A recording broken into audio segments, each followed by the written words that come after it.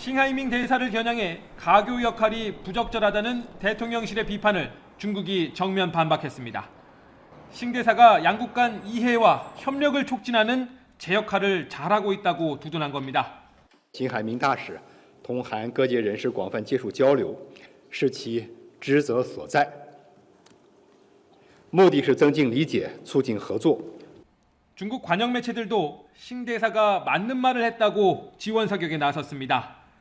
이어 한국이 미국의 전략에 동조해 중국을 적대국으로 만든다면 과연 감당할 수 있겠느냐며 전쟁까지 운운했습니다.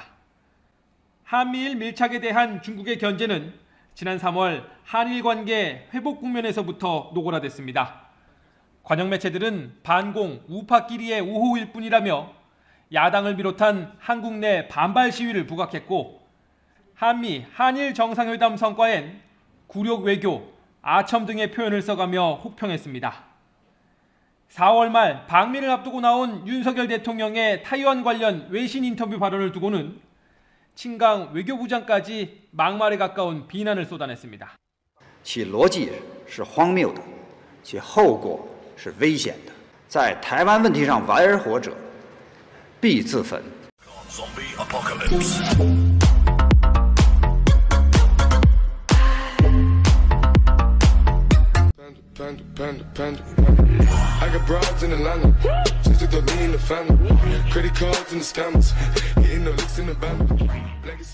안녕하세요. 아카루시아 TV 나레이터 연아입니다. 본격적으로 무더운 여름이 시작되었고 낮에는 따가운 햇살과 밤에는 열대야나 시도 때도 없는 모기들의 공격으로 잠을 설치기 일수인 한여름이 우리 곁으로 다가왔습니다. 이럴 때일수록 시청자 여러분들 건강 잘 챙기시고 슬기롭게 한여름 잘 보내시기 바랍니다. 오늘은 오랜만에 시사 문제로 여러분들과 공감을 나눠보는 영상을 준비해 보았습니다. 누차에 걸쳐 말씀드렸지만 될 수 있으면 정치 이야기나 너무 전문적인 이야기는 지식의 한계와 경륜의 짧음으로 다루고 싶지 않기는 합니다. 허나 지금의 대한민국은 너무나 흔들리고 너무나 어려운 시기를 시시각각으로 맞이하고 있어 저 같은 일개 유튜브나 일반 범부의 눈에도 심각한 위기라 생각되어 한마디 안 할 수가 없습니다. 그래서 첫 번째로는 점점 미궁으로 빠져들고 있는 심각한 정치 이야기, 두 번째는 되돌리기 힘든 인구 소멸과 지방 소멸 이야기, 세 번째는 너무나 심각한 경제 이야기로 영상 만들고 사족으로 끝이 없는 끝을 달리고 있는 러우 전쟁 이야기를 조금하고 마칠까 합니다. 물론 저는 어느 한쪽 편의 이야기나 극단적인 좌우 대립의 이야기를 하려는 게 아니라 일반인, 범부, 일반 국민의 눈으로서 어떻게 바라보고 있는지 이야기해 보려고 합니다. 첫 번째, 너무나 심각한 정치 이야기입니다. 그러나 저는 너무 심각한 이야기나 너무 전문적인 이야기는 하지 않겠습니다. 유튜브를 보면 정치 전문 유튜브도 계시고 기자분들이 운영하는 채널들도 많아 매우 전문적인 분석이나 해설을 들을 수도 있기 때문입니다. 다만 저는 일개 국민 범부의 시선으로 지금 현재의 정치 이야기를 하고자 합니다. 절대로 대통령이 되지 말아야 할 인사가 너무 어울리지 않는 자리에 앉다 보니 역대급으로 무능한, 무지한, 무식한 사건들이 연일 터지고 있습니다. 저 역시 연식이 조금 있다 보니 살아생전에 벌써 9명의 대통령을 만나보았습니다. 그 중에는 독재자도 있고 강경파, 소신파, 평화주의자, 좀 모자른 대통령도 있었습니다. 허나 이번 윤석열 대통령 같은 무능력한 대통령은 처음 보는 것 같습니다. 아니, 이분은 무지하고 무능한데 어떤 무서운 신념마저 가지고 있어서 모자르는 자신의 무능을 신념으로 끌고 가려는 무서운 고집마저 가지고 있습니다.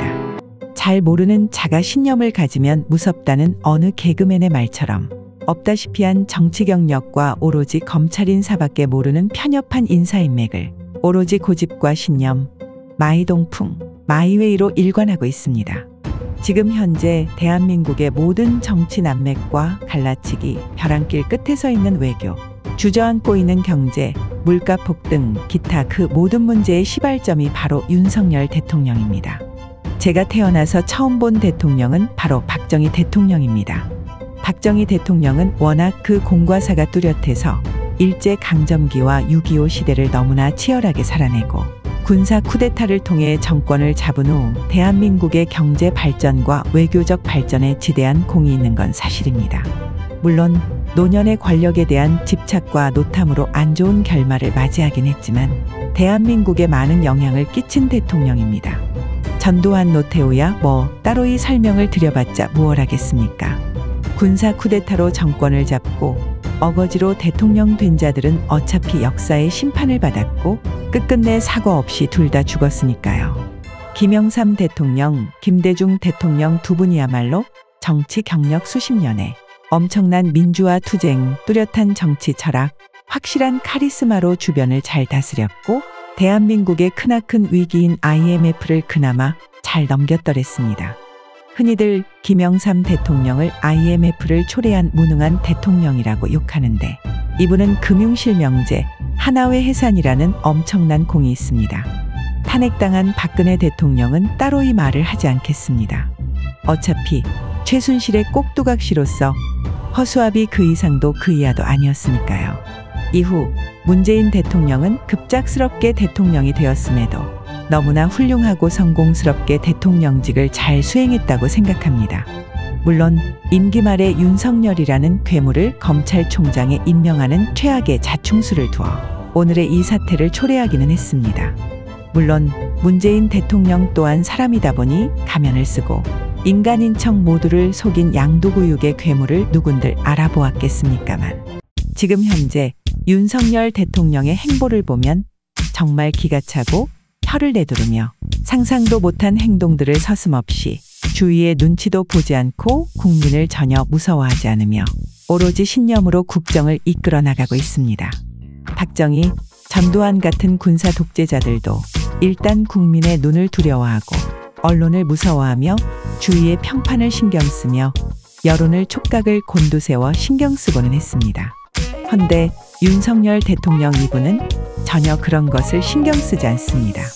본인이 검찰 출신이라 그런지 몰라도 법알기를 개조주로 알고 자신이 조선시대 왕으로 착각하고 주변 여론을 일도 신경 쓰지 않고 자신의 말이 곧 법이여 실행이여 옳다고만 생각하는지 무소불위의 권력 뽕맛에 취해서 마이웨이, 마이동풍의 길을 꿋꿋하게 걸어나가고 있습니다. 겨우 5년짜리 선출직 대통령 자리가 영원히 갈 거라고 생각하는지 지지율이 얼마든 주변이 뭐라고 하든 그냥 꿋꿋하게 신념 있게 자신만의 길을 뚜벅뚜벅 가고 있습니다. 지금 현재 윤석열 대통령의 행보를 보면 과연 대한민국의 대통령이 맞는지 너무나 의심스럽습니다. 어떤 광포한 대통령이든 어떤 무능한 대통령이든 어떤 무지한 대통령이든 국민의 영린을 건드린 대통령은 한 명도 없었습니다. 바로 일본에 관한 것, 국격에 관한 것, 나라의 자존심을 파는 행위는 그 어떤 국민도 용서한 적이 없습니다. 헌데 윤석열 대통령은 대놓고 친일 행적을 일삼고 외교만 가면 국격을 떨어뜨리고 비굴한 웃음과 단 한마디 입도 뻥끗 못하는 비열함을 보이며 국민의 한 사람으로서 진짜 참담함을 금치 못하는 사태까지 벌이고 있습니다. 이래도 어쩔 건데 어차피 니들이 뽑았잖아. 무슨 짓을 해도 탄핵 못하잖아. 나는 죽어도 하야하지. 5년 후는 그때 가서 생각해보고 지금 권력봉에 취해어요. 마시자. 취하자. 부어라 마시자. 지금 윤석열 대통령의 생각은 딱 이럴 것 같아 너무 두렵기까지 합니다. 정말 우리 대한민국의 국민들의 수준이 이 정도밖에 안 되는 걸까요? 지도자는 딱 그 국민들 수준에 맞는 지도자만 나온다고 하는데 정말로 대한민국 국민의 수준이 이 정도밖에 안 되나요? 겨우 임기 1년 만에 이토록 나라를 초토화시켰는데 앞으로 4년은 또 어떻게 버텨야 하는지 너무나 두렵기까지 합니다. 두 번째, 이제는 진짜 발등에 불이 되어버린 지방소멸과 인구소멸 두 가지입니다. 인구가 줄어들어 지방소멸이 이루어지고 있다는 얘기는 어제 오늘의 이야기가 아닙니다. 전 세계에서 국민의 절반 이상이 수도와 그 주변에 몰려있는 국가는 대한민국이 유일합니다. 대한민국의 인구는 2022년 현재 약 5,100만 정도 됩니다만 그중 약 2,600만 명이 서울과 그 주변 경기도에 몰려서 살고 있습니다. 나머지 약 2,500만 명이 서울보다 수십 배 넓은 지역에 흩어져 살고 있습니다. 2018년부터 매년 약 6만 명의 인구가 줄어들고 있으며 짧게는 2025년, 길게는 2027년이 되면 전 인구의 약 40%가 50대 이상의 인구가 된다는 통계가 있습니다. 가히 인구 소멸 충격이 대한민국을 덮치고 있습니다. 전 세계에서 이 정도 빠른 속도로 인구 소멸이 이루어지는 국가가 없어 외국의 석박사들이 연구 대상으로 삼고 있다는 보도도 있습니다. 서울이나 부산, 대구 등의 대도시에는 그런대로 사람들이 많이 살고 있습니다. 허나 도심지를 벗어나 조금만 야외로 나가면 정말로 사람들이 많이 없다는 것을 피부로 느낄 때가 많습니다. 저 역시 취미가 자전거 타기라 시간이 날 때마다 야외로 자전거를 끌고 바람을 쐬러 자주 나갑니다만 정말로 부산 외곽 지역으로 나가면 거의 사람 구경을 못하고 간간히 차만 지나갈 뿐입니다. 이토록 인구가 줄어드니 지방 소멸은 불을 보듯 뻔하고 전 인구가 미친 듯이 서울로, 대도시로 몰리고 또 몰리고 있습니다. 지방이 없으면 서울도 없습니다. 당장 지금이라도 지방 살리기에 나서지 않으면 몇 년만 더 지나면 대한민국에는 서울밖에 남지 않을 것입니다. 모든 지방이 괴사하고 모든 지방 사람들이 서울로 다 몰리면 서울이라고 해서 살기가 좋을 것 같습니까? 물론 지금도 서울살이가 그리 녹록지 않다는 것은 누구나 다 압니다. 온갖 핑계를 대며 계속 이대로 지방 죽이기를 한다면 대한민국의 앞날은 망국으로 갈 수밖에 없을 것입니다. 세 번째, 바람 앞에 등불처럼 위태위태한 대한민국의 경제 문제입니다. 문재인 대통령 시절만 하더라도 무역수지 8위에 경제수지 9위라는 엄청난 위협을 달성했고 너무나 어려운 코로나 시절을 슬기롭게 잘 극복하고 전 세계 국가의 부러움과 우르르럼을 받아 코로나의 직격을 당했음에도 그런대로 잘 버텼습니다. 헌데 어디서 모질이 인사 하나가 온갖 협잡과 기레기들의 합작으로 대통령 자리에 앉더니 나라를 절단을 내고 말았습니다. 지금 현재 대한민국은 건국 이후 최악의 무역 적자를 내고 있으며 물가는 고공행진을 하고 서민들의 경제는 무너지고 있습니다. 부자는 망해도 3년은 간다더니 그나마 그동안 벌어놓은 엄청난 외화로 바로 국가가 무너지지는 않고 있으니 풀숲의 대가리만 숨겨놓고 엎드려 발발 떠는 꿩마냥 나라의 경제가 폭망하기 일보 직전에 놓여 있습니다. 대통령 임기 1년여 만에 나라의 경제를 이토록 망가뜨렸는데 앞으로 4년은 더 얼마나 망가질지 예상도 할 수가 없습니다. 정말로 유시민 전 의원이 말한 대로 각자 도생만이 살 길인가 싶습니다. 끝으로 끝날 기미가 보이지 않는 러우 전쟁 이야기 조금 하고 긴 영상 마칠까 합니다. 처음에 전쟁이 시작될 때만 하더라도 전 세계 국방력 2위의 러시아가 일주일 안에 전쟁을 끝낼 줄 알았습니다. 허나 막상 전쟁이 터져보니 허접한 러시아의 군사력 실체가 드러났고 항전 정신으로 똘똘 뭉친 우크라이나의 전쟁 수행 능력과 본국으로의 확전을 두려워한 유럽 주변국들의 전폭적인 지원, 미국의 신속한 무기 지원 등으로 전쟁이 1년을 넘어 2년째로 달리고 있습니다. 헌데도 전쟁이 도무지 끝날 기미가 보이지 않습니다. 이렇다 할 큰 전투도 없고 끝없는 소모전과 겨우 1,200m의 전진을 위해 서로 죽고 죽이는 소모전만 일삼고 있습니다. 이제는 승리를 위한 전투보다는 각국의 지도자들 자존심 싸움으로까지 보일 정도입니다. 이제는 그만 전쟁을 끝냈으면 좋겠습니다.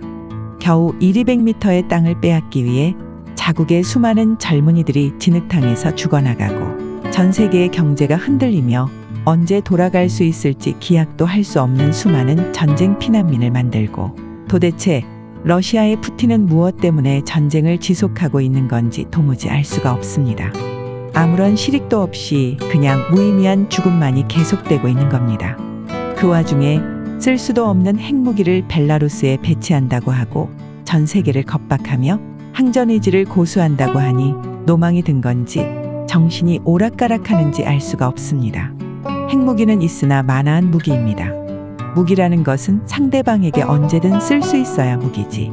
일본 외에는 단 한 번도 전쟁에서 핵무기가 쓰인 적이 없습니다. 핵무기가 쓰이는 순간 온 지구가, 온 인류가 종말을 맞이할 거라는 건 누가 봐도 잘 압니다. 진짜 러시아의 푸틴이 미쳐버리지 않는 이상 핵무기는 쓰이기 힘듭니다. 정말 핵미사일이 발사된다고 치면 걱정할 필요가 없습니다. 이미 종말이 시작될 테니까요. 다 같이 죽는 거죠 뭐. 이상으로 정말로 큰 위기에 빠져들고 있는 대한민국의 위기를 걱정하며 긴 영상 마칠까 합니다. 지금까지 아카로시아TV 나레이터 연아였습니다. 끝까지 시청해 주셔서 감사합니다. 안녕히 계십시오.